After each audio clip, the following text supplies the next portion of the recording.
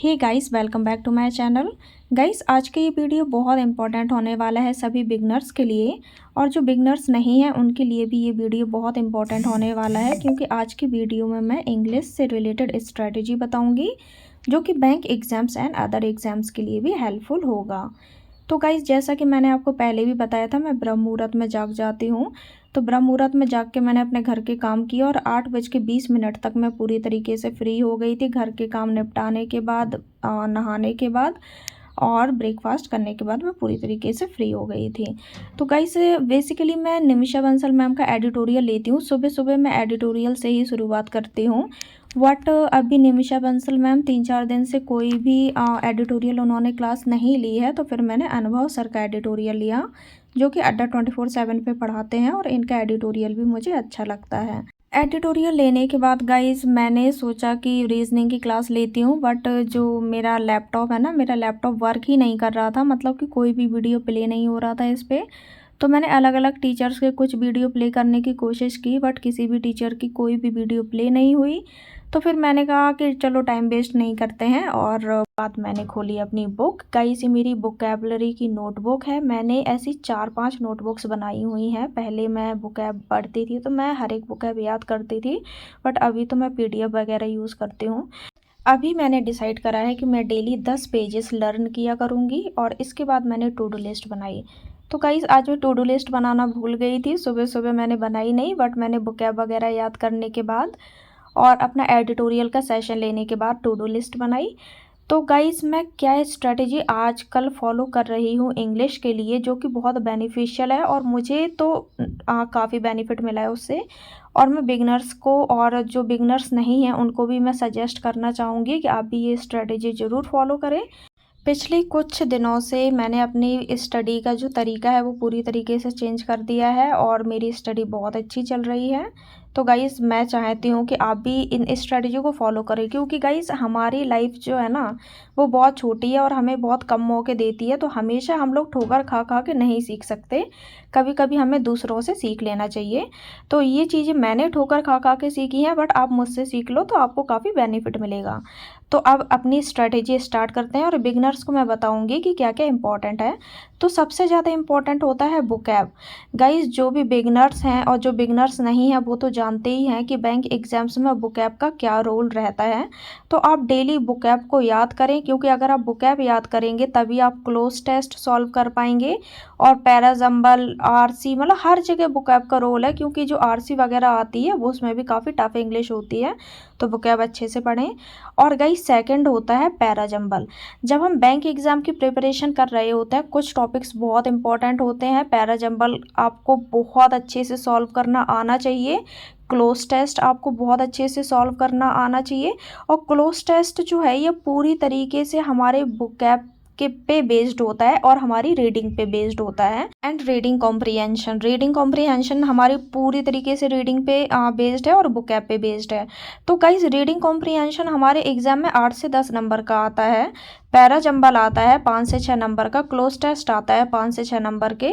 और जो basic grammar rules होते हैं, 5 क्वेश्चंस आते हैं इनसे, जो कि एरर डिटेक्शन के फॉर्म में हमसे पूछे जाते हैं। और इसमें भी सबसे ज़्यादा इंपॉर्टेंट रोल प्ले करता है सब्जेक्ट, वर्ब एंड एग्रीमेंट। तो guys, subject, verb and agreement को अच्छे से पढ़ें, क्योंकि एरर डिटेक्शन के क्वेश्चंस इसी फॉर्म में आते हैं।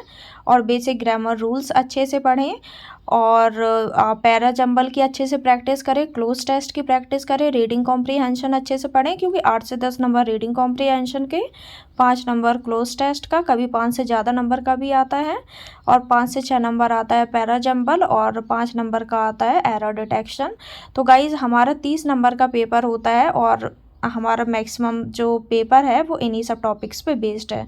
तो करंटली मैं क्या स्ट्रेटेजी फॉलो कर रही हूँ, तो गाइस, रीडिंग जो एडिटोरियल की क्लास होती है वो तो मैं डेली लेती हूँ। वोकैब भी मैं डेली 10 पेजेस याद कर रही हूँ।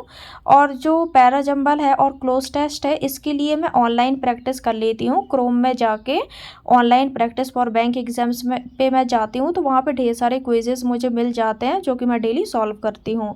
और गाइस, अभी मेरी 3-4 महीने कोई एग्ज़ाम नहीं है तो मैंने बिल्कुल बेसिक से अपनी इंग्लिश स्टार्ट कर दी है पढ़ना। मैं क्या करती हूँ, अभी मैं नाउन पढ़ रही हूँ, तो नाउन का मैंने टॉपिक उठा लिया, नाउन के सारे रूल्स अच्छे से रिवाइज करे और इसके बाद जो उसकी एक्सरसाइजेज वगैरह होती हैं, एक्सरसाइजेज मैं सॉल्व कर रही हूँ। देखो गाइज़, हमेशा वीडियोस वगैरह से पढ़ना सही नहीं है, कभी कभी हमें बुक्स से भी पढ़ना चाहिए, क्योंकि हम ज़्यादा स्क्रीन टाइम करते हैं तो हमारी आइज़ भी दर्द होने लगती हैं और हम उसके एडिक्टेड हो जाते हैं, फिर हमारा किताबों से पढ़ने में मन नहीं लगता। तो गाइज़, आप कोई भी एक टॉपिक उठाओ, जैसे कि मैंने नाउन उठाया है, आज मैं नाउन पढ़ रही हूँ और इसके मैंने 100 क्वेश्चंस सॉल्व किए हैं। इसमें एक्सरसाइजेस जो गिवन हैं, 100 क्वेश्चंस मैंने एक्सरसाइजेस के सॉल्व किए हैं और उन 100 क्वेश्चन में मेरे कम से कम 15 क्वेश्चन तो गलत थे ही, 15-20 क्वेश्चंस मेरे गलत थे। तो जो मैंने गलत किए थे उनको मैंने अपनी नोटबुक में लिखा कि मैंने इसमें क्या मिस्टेक की है, ताकि मैं उसे बार बार रिवाइज़ कर सकूं। क्योंकि गाइस, हमें इतना टाइम तो नहीं होता है कि हम बार बार किताब खोलें और ढूंढें कि हमने क्या क्या मिस्टेक्स की थी। अगर हम शॉर्ट में अपने नोट्स प्रिपेयर करते हैं तो वो एग्ज़ाम टाइम पे बहुत बेनिफिशियल होते हैं। तो जो जो मिस्टेक्स मैंने की थी या नाउन से रिलेटेड जो भी रूल्स में मुझे डाउट रहता है, तो वो मैंने एक नोटबुक पे अच्छे से नोट डाउन किए। अब मैं क्या करूँगी, जब मेरा एग्ज़ाम आएगा तो मैं अपनी इस नोटबुक को एक बार खोल के अच्छे से रिवाइज़ कर लूँगी और अभी भी कभी कभार रिवाइज़ कर लिया करूँगी, तो फिर मेरा बेसिक जो है वो अच्छे से क्लियर हो जाएगा। और ये बेसिक सिर्फ हमारे प्री में हेल्प नहीं करेगा, ये हमारे मेंस में भी हेल्प करेगा। तो गाइज़, सिर्फ पढ़ना ज़रूरी नहीं है, सही तरीके से पढ़ना ज़रूरी है ना। और डेली आप कम से कम 40 से 50 मिनट रीडिंग किया करें, क्योंकि बैंक एग्ज़ाम्स में रीडिंग कॉम्प्रिहेंशन जो है 8 से 10 नंबर का आता है और जब हम मेंस का एग्ज़ाम देते हैं प्री में तो 8 से 10 नंबर का आता ही है। और 30 नंबर में से अगर 10 नंबर का यही है तो समझ लो आप गाइस, 33.13% का मतलब जो मार्जिन है वो हमारा आरसी से ही निकल रहा है ना।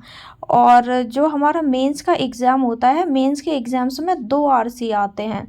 तो रीडिंग करना कितना ज़रूरी है, आई होप आप समझ गए होंगे। तो 30 से 40 मिनट डेली आप रीडिंग किया करें। मुझे नहीं पता गाइस, आप मेरी बात समझ पा रहे हो या नहीं, क्योंकि मैं इतने अच्छे से समझा नहीं पाती हूँ। और गाइस, मेरे हिसाब से आप डेली जो बुकैब वगैरह है, बुकैब पे बहुत अच्छी कमांड करना ज़रूरी है आपके लिए, क्योंकि जो इंग्लिश पूछी जाती है आरसी में, जो इंग्लिश आती है हमारे बैंक के लिए, उसकी जो बुकैब का लेवल होता है वो थोड़ा हाई लेवल होता है। तो इंग्लिश पढ़ना तो हम सबको आता है, बट वो इंग्लिश जो होती है वो हमें इतने आसानी से समझ नहीं आती है। तो बुकैब पे कमांड हासिल करना बहुत ज़रूरी है। आप निमोनिक्स की हेल्प से बुकैब पढ़ सकते हैं। निमोनिक्स की हेल्प से कैसे, जैसे कि रोबस्ट बुकैब आई है, तो रोबस्ट को आप कैसे याद करें, रोबस्ट को आप रोबोट से याद करें। रोबोट कैसा होता है, स्ट्रॉन्ग होता है, तो रोबस्ट का मतलब क्या हुआ, स्ट्रॉन्ग हुआ, है ना गाइस। इस तरीके से आप इसे याद करने की कोशिश करें। चलिए गाइस, अब मैं बताती हूँ कि ये जो मैं लिख रही हूँ ये मैं क्या लिख रही हूँ। तो गाइस, जैसे कि मैंने आपको बताया कि मैंने अभी नाउन पढ़ा, उसकी एक्सरसाइजेज वगैरह मैंने सॉल्व की हैं। तो गाइस, उसको जो क्वेश्चंस मेरे गलत निकले थे उनको मैंने अपनी नोटबुक में नोट डाउन किया है। तो मैंने किस तरीके से नोट डाउन किया है ये आप देखें, और आप भी इस तरीके से नोट डाउन करेंगे तो सच में गाइस बहुत बेनिफिशियल होगा एग्ज़ाम टाइम पे। आपको बस एक बार रिवाइज करके ही जाना होगा। गाइस, यहाँ पे मैंने क्या लिखा है, फर्स्ट मैंने लिखा है फ्रंट साइड। फ्रंट साइड गलत है, फ्रंट के साथ साइड नहीं आता। फ्रंट का मतलब क्या होता है, सामने। बैक का मतलब क्या होता है, पीछे। तो इसमें साइड लगाने की ज़रूरत नहीं है।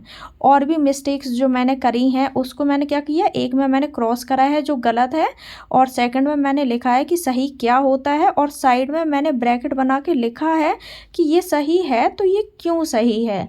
तो इससे क्या होगा कि एग्ज़ाम से पहले अगर हम इसको एक बार रिवाइज कर लेंगे तो हमारे सारे डाउट क्लियर हो जाएंगे। तो आप सभी टॉपिक्स को उठाएं और इसी तरीके से नोट्स बनाएं। हर एक टॉपिक आप अच्छे से कवर कर लें। और सबसे ज़्यादा कमांड आपको किस में हासिल करनी है, आरसी में, पैराजम्बल, क्लोज टेस्ट, बुकैब में।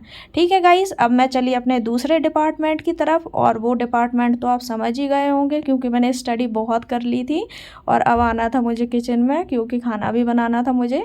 तो आज मेरे हस्बैंड का व्रत था, वो हर ट्यूसडे को व्रत रखते हैं हनुमान जी के लिए।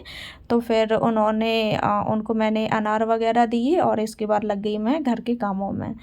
तो कपड़े भी पड़े हुए थे, अब मैंने कपड़े भी धुलने स्टार्ट कर दिए। गाइस बहुत स्पीड में मैं काम करती हूँ, यहाँ पे मेरे कपड़े धुलेंगे उतने में मैं खाना बना लूँगी। तो मतलब शादी के बाद पढ़ाई इतनी आसान भी नहीं होती, बट गाइस इम्पॉसिबल तो कुछ भी नहीं है।